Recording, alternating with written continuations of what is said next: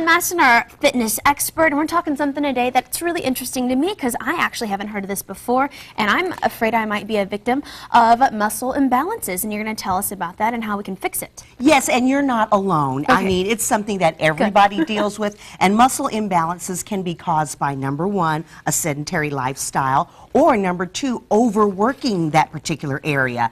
And one of the most common muscle imbalances is what we call forward shoulders. So have you ever, felt that maybe in midday you're kind of hunched over like this? I'm kind of like this all the time. I have broad shoulders, so I kind of naturally go down. And that is very common. So what you need to remember is it could be caused by sitting at your computer all day and having poor posture, weak upper back muscles, or overworking your pecs so that they're too tight and inflexible, so you tend to hunch over to overcompensate for the tightness.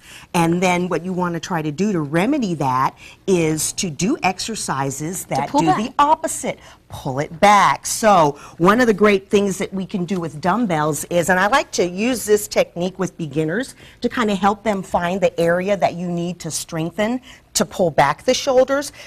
Grab one dumbbell, and it doesn't have to be anything heavy. These are 3-pounders, and it's a very, very slight movement. So you want to get in a split stance, rest your torso on your left knee, and let the dumbbell just hang down, straight arm. Now don't move anything. All right, I'm what also you want, friends. it's a very slight movement. I want you to find right here your scapula, Alanna, and squeeze it and just lift and lower that dumbbell. So a very slight movement, but what it does is it teaches you the area that you need to strengthen to pull those shoulders back and eliminate forward shoulders. So it's like a scapula pull. And then as you get more fit, what you can do is an actual full bent row, and then you bring your elbow up, but the secret is to keep your elbow close to your body and start the movement here in the scapula, the area that we were training with just the lift. So when you become proficient in the straight arm lift, then progress to the actual full row. And then another exercise you can do is with a band. You can sit on your floor. And then I'll let you do that, Carolyn. Yes, I'll go ahead and get down, darling. You stand up and look beautiful. Here we go. Take a band and then tighten it up to where you've got good resistance. Sit nice and tall, palms facing in, arms are fully extended, and then use a scapula to pull your elbows back.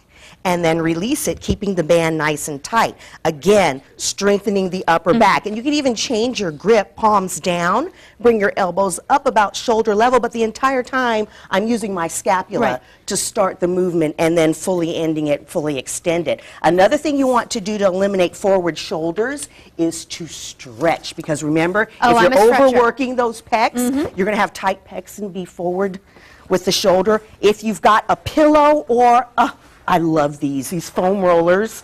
Such a great investment. I mean, you can get one for $20. Those help my core muscles so much. Already, oh my goodness. I'm feeling the goodness, girl. I'm feeling the goodness. All right, let's see it, lady. Just lay on the foam roller or a pillow. Make sure it's in between your scapula, both sides down the middle of your back, and then just open up. And look at what it's doing. It's already pulling you back. It is already compensating for the tightness in the pec by opening up.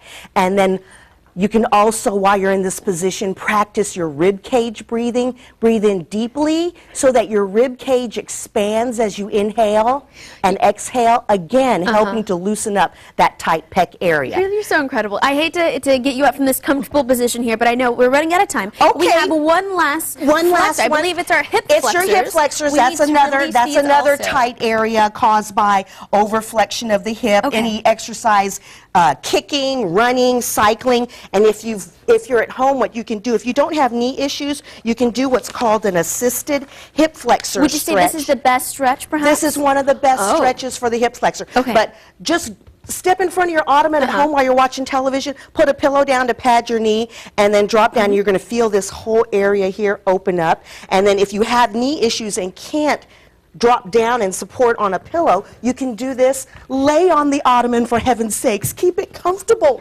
Lie down sideways while you're watching TV. Flex at the foot and the knee and pull back.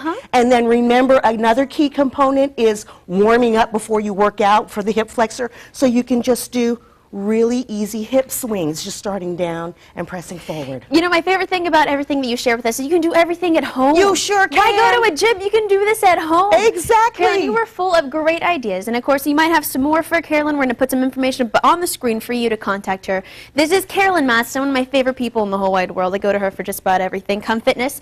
You can contact her at cgmastin@sbgtv.com, of course, for more information.